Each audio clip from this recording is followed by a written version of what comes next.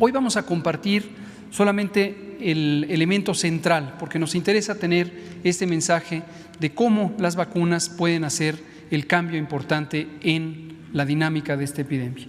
Otros detalles técnicos los iremos comentando ampliamente, son parte del programa de comunicación pública que ha señalado el doctor Alcocer, que es parte de esta misma estrategia, de esta misma política de vacunación y que se ampara en los principios de ética pública, de ética del ejercicio del poder público que el presidente López Obrador ha señalado desde el inicio de la administración.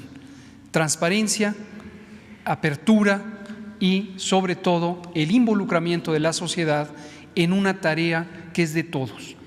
Así como el manejo de la epidemia es un asunto de Estado, la política nacional para la vacunación contra SARS-CoV-2, el virus que causa la epidemia COVID-19, es también un asunto de Estado.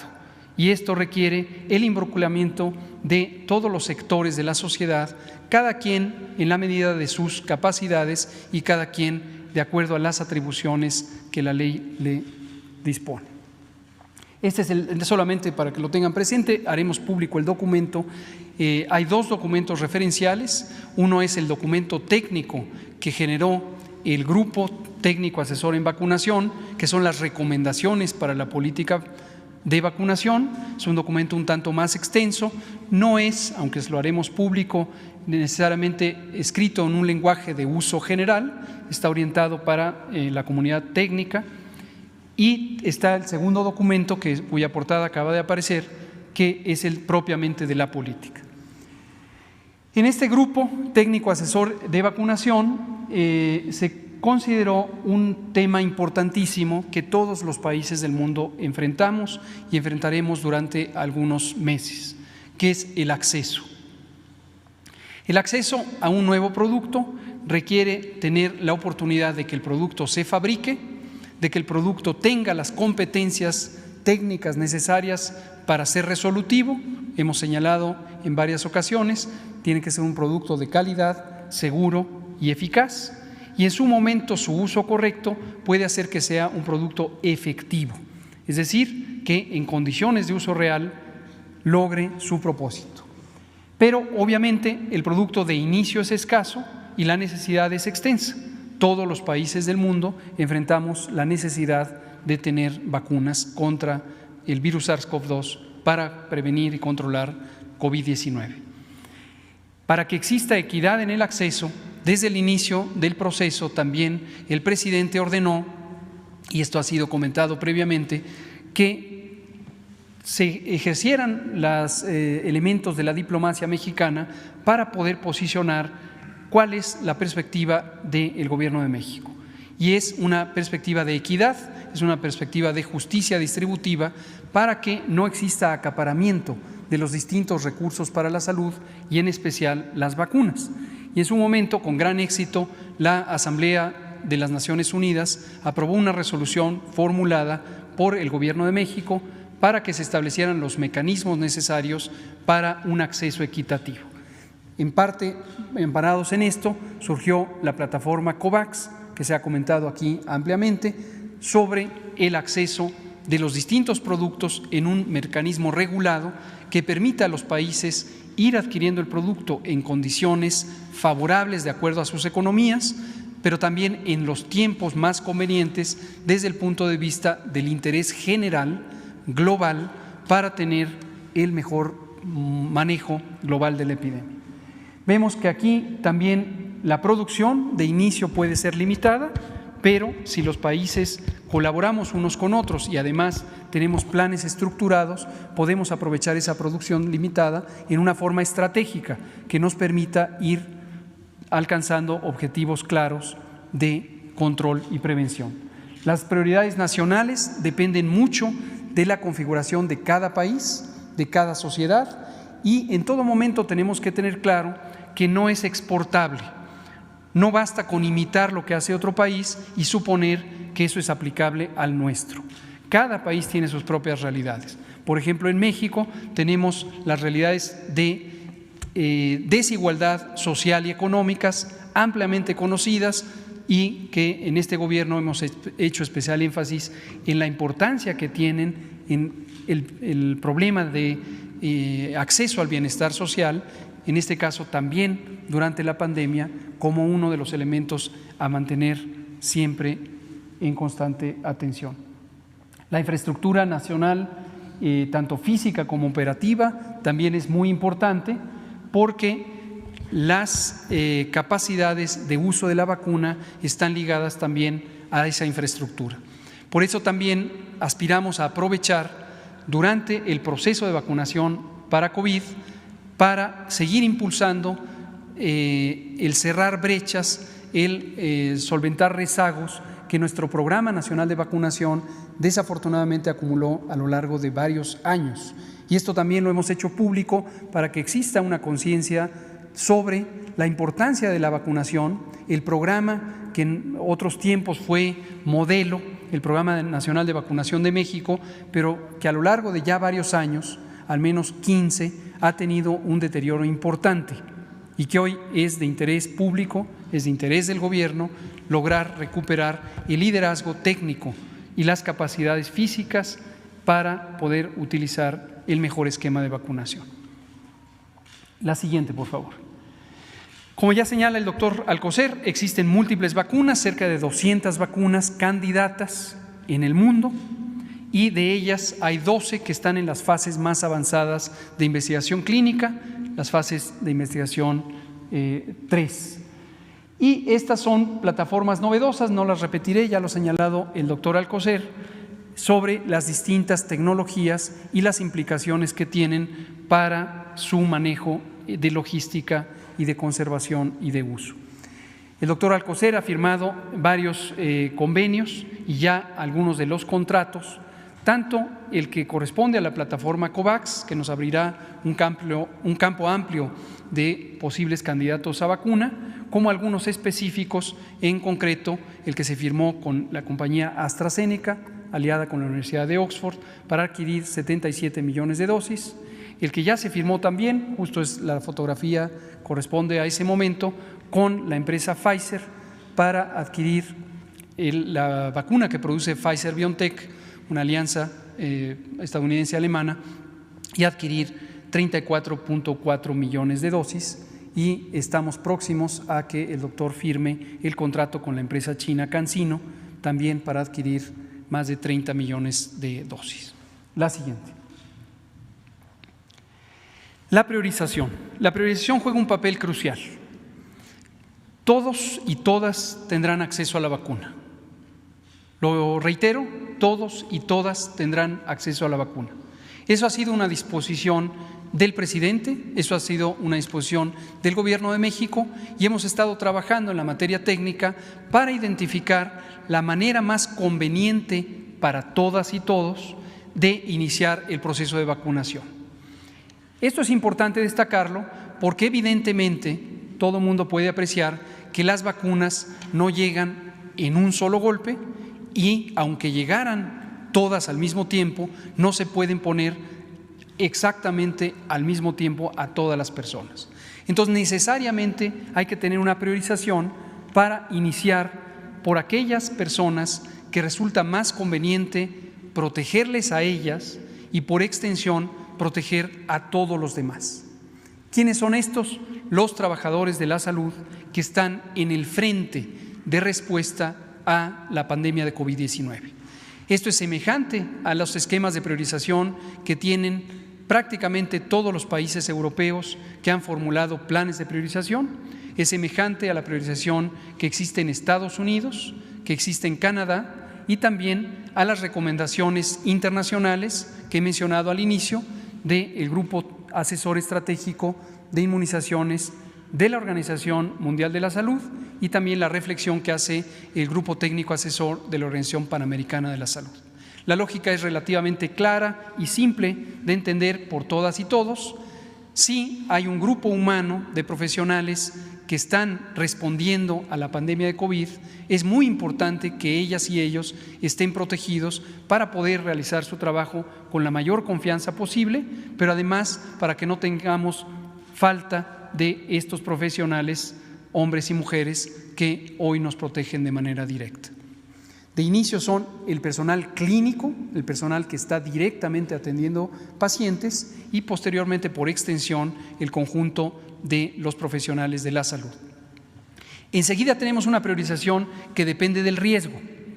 El riesgo es la probabilidad de tener la enfermedad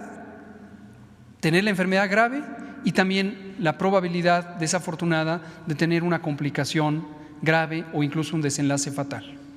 Este riesgo está determinado por múltiples razones. Hay algunas razones biológicas, como la edad, como la presencia de enfermedades crónicas, diabetes, hipertensión, obesidad, tabaquismo, inmunodeficiencias y varias otras que hemos estado comentando desde el inicio de la pandemia, cuando esto pudo ser apreciado en México y en el mundo a partir de la vigilancia epidemiológica y la investigación.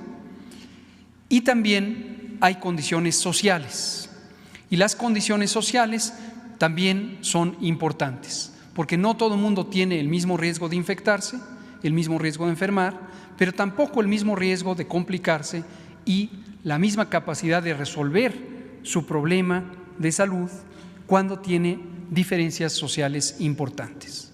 Pero reitero, para que no haya confusión alguna, la disposición es que todos y todas tendrán acceso a la vacuna.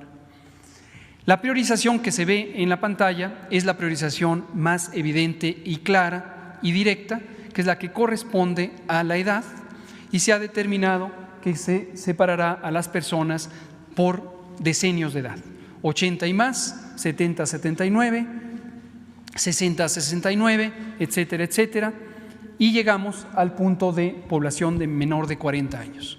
Y aquí quiero especificar la importancia de cómo los ensayos clínicos de la fase 3 van dando conocimiento, van dando luz sobre la utilidad de la vacuna y su seguridad, pero también establecen las condiciones de uso. En todo el mundo, las autorizaciones sanitarias de uso y los registros sanitarios permanentes en su momento dependen de que exista evidencia de que pueden ser usados en distintas subpoblaciones para las que la ética establece protecciones especiales. Unos son menores de edad y otros son ciertas poblaciones que pueden tener condiciones de vulnerabilidad, por ejemplo, las mujeres embarazadas. Hasta el momento, ninguno de los ensayos clínicos que están en curso, incluidos aquellos que fueron culminados y utilizados como evidencia para la solicitud de autorizaciones de uso, incluyó a poblaciones menores y tampoco a mujeres embarazadas. Insisto, esto es un precepto ético históricamente establecido en la investigación de salud y también en el manejo de las condiciones de salud, tanto clínicas como de salud pública. En su momento, lo que se espera es que seguirá apareciendo evidencia científica que permita ampliar las indicaciones de uso para las poblaciones que pueden tener estas particularidades. La buena noticia, desde luego, es que, contrario a lo que se pensaba al inicio de la epidemia y a diferencia de la influenza, las mujeres embarazadas no tienen un riesgo particularmente alto de tener complicaciones por COVID-19 o la enfermedad misma. No tienen, a diferencia de lo que se pensaba al inicio de la epidemia y de lo que sí ocurre con la influenza. Y sabemos también que claramente a partir de los 40 años de edad, en México y en el mundo, hay una curva de ascenso en el riesgo de tener la forma grave de COVID-19. Y esto establece también el esquema de priorización. La siguiente.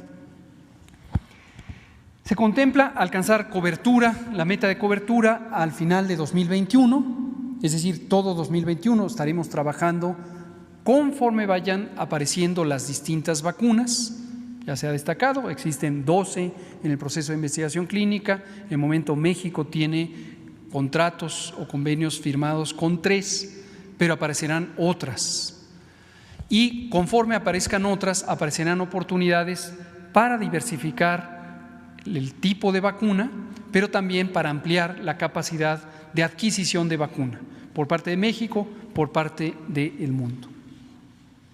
Se ha firmado, por cierto, ya también el doctor Alcocer acaba de firmar un convenio hasta el momento no vinculante para tener un acceso a las vacunas de la empresa farmacéutica Janssen, del grupo Johnson & Johnson, que realiza ya investigación fase 3 en México y a partir de la semana previa inició su ensayo clínico en 6 unidades en distintos puntos del país, y esto nos pone como uno de los 9 países que están participando en el ensayo clínico de Janssen y nos da un acceso potencial preferente respecto a países que no participan en el ensayo clínico. También esto fue una materia de oportunidad y entonces seguiremos ampliando la opción de tener otras vacunas. Como se ve en el diagrama, tenemos varias etapas claramente identificadas. La primera, a la que me referiré enseguida con cierto detalle, es la etapa 1, desde diciembre de 2020 y hasta febrero de 2021, y posteriormente las etapas 2, 3, 4 y 5, en donde se irán ubicando los grupos de priorización y se irá administrando la vacuna. La siguiente. La etapa 1, que es la que hoy queremos comentar de manera específica, porque es el arranque. Aquí va a arrancar la vacunación. Se contempla que a lo largo de los próximos muy pocos días, concretamente el 10 de diciembre, en 2 días, la Agencia de Fármacos y Alimentos de Estados Unidos, FDA, conocida por sus siglas en inglés, que es la Agencia de Regulación Sanitaria, tendrá una audiencia pública de su grupo asesor de vacunación, será pública la reflexión y procederá a anunciar su disposición respecto a la solicitud de autorización de uso en emergencia de la vacuna de Pfizer. 24 horas después, esto mismo ocurrirá con la Agencia de Protección contra Riesgos Sanitarios de México, la COFEPRIS, que también tiene como buena agencia de protección un grupo que se llama el Comité de Moléculas Nuevas, conformado por especialistas de varias disciplinas y de alta competencia, que también entrará en el proceso de reflexión. Revisaremos el expediente de FDA. Hemos mantenido a lo largo de varias semanas un seguimiento estrecho de lo que está haciendo FDA y existen convenios de colaboración, y con base en esto tendremos nuestro proceso expedito de reflexión para la autorización sanitaria. Esto es importantísimo y lo destaco. Cada país depende de su agencia de regulación sanitaria y cada país es soberano, pero existen referentes internacionales reconocidos por la Organización Mundial de la Salud de las llamadas agencias sanitarias de alto desempeño. Indudablemente hay 2 que destacan en el mundo y son la FDA de Estados Unidos y la Agencia Europea de Medicamentos, y sus dictámenes no son obligatorios de adopción en los restos de los países del mundo, pero sí son referentes técnicos muy importantes que nos permiten tener un procesamiento más expedito de las reflexiones en nuestra Agencia de Protección contra Riesgos Sanitarios, COFEPRIS, la Comisión Federal. Y una vez que se obtenga eso, tendremos ya identificado claramente el momento de llegada de las vacunas. Si todo marcha como se ha planteado y como lo hemos venido platicando con Pfizer, tanto en el ámbito de lo regulatorio como en el ámbito operativo del Programa Nacional de Vacunación, tendremos las vacunas en los últimos días de la tercera semana de diciembre, y en cuanto llegue empezará a utilizarse. Por eso hemos diseñado el operativo específico de la etapa 1 con la ayuda de las Fuerzas Armadas. Nuestro agradecimiento a la Secretaría de la Defensa Nacional, a la Secretaría de Marina, y hemos dispuesto que el primer embarque, que potencialmente sería de 250,000 dosis, lo utilizaríamos en el primer segmento del grupo de prioridad 1, es decir, en el personal de salud, primeros respondedores en la epidemia de COVID, para tener un ambiente más controlado, un ambiente mejor regulado, no solamente en materia de seguridad del propio producto, de las vacunas, sino también en la logística de operación para esta vacuna, por sus características. Entonces lo haríamos directamente con la participación de las Fuerzas Armadas. y hemos dispuesto 2 sitios iniciales de aplicación. En este momento estamos analizando otros 2 adicionales para cubrir varias regiones del país: centro, norte, oriente, suroriente y occidente, que nos permitieran tener una movilización más efectiva en ciertos tramos del producto y en ciertos tramos de las personas que se van a vacunar, de las médicas, los médicos, el personal de salud. Con el gobierno de Coahuila, con el señor gobernador Miguel Ángel Riquelme, hemos ya estado en pláticas, inicialmente a través de su secretario de Salud, el doctor Roberto Bernal, y más recientemente él ya sancionó la posibilidad de que en Coahuila podamos tener uno de estos nodos de vacunación. La siguiente. Algunas características de la vacuna de Pfizer, todo el mundo la tiene que tener presente, ya se ha comentado previamente. Es la única vacuna que hasta el momento requiere ultracongelación. Ultracongelación es menos 70 grados. Esto para el mundo ha sido un reto, pero los retos están diseñados para vencerse y solventarlos, encaminarnos a sus soluciones. La solución en parte depende de una tecnología que el propio Pfizer ha dispuesto. Son unas cajas de congelación avanzada que nos permiten movilizar el producto y tenerlo viable por hasta una semana, y esto nos permite ampliar la distancia a la que se puede alojar el producto.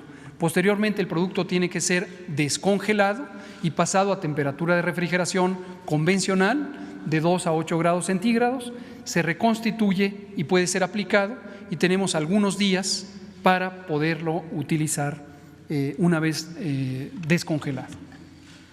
Ahí está, 125,000 esquemas que se aplicarían entre diciembre del 2020 y hasta el inicio de 2021. Prácticamente la llegada del producto es al final del año, por lo tanto es obvio que inmediatamente sigue el mes de enero. Aquí comento también, para que haya claridad, las vacunas disponibles serán muchas más. Las ya contratadas con Pfizer son 34,400,000 y se requieren 2 dosis de este producto. Este producto debe ser administrado la segunda dosis a los 21 días, por lo tanto es imprescindible que el producto esté garantizado que estará en el punto de aplicación dentro de los siguientes 21 días. El embarque original de 250, para una mayor seguridad de que se cumpla el esquema, lo separamos en 2 y por eso estamos hablando de 125,000 esquemas. Sin embargo, en la buena relación que existe con Pfizer y las disposiciones del contrato, ya tenemos la posibilidad de que tengamos embarques subsecuentes conforme se vayan necesitando para ir ampliando rápidamente la cobertura con este producto. La siguiente, y casi para terminar, el modelo de las unidades de vacunación es importante. El diagrama es relativamente simple, solo para una visualización general, pero ha sido cuidadosamente estudiado, no solamente desde el punto de vista de las operaciones convencionales del programa de vacunación que tiene el sector salud bajo su tutela, sino en este caso adicionadas con la visión de logística de las Fuerzas Armadas. Y esto es sumamente importante porque es una logística muy peculiar.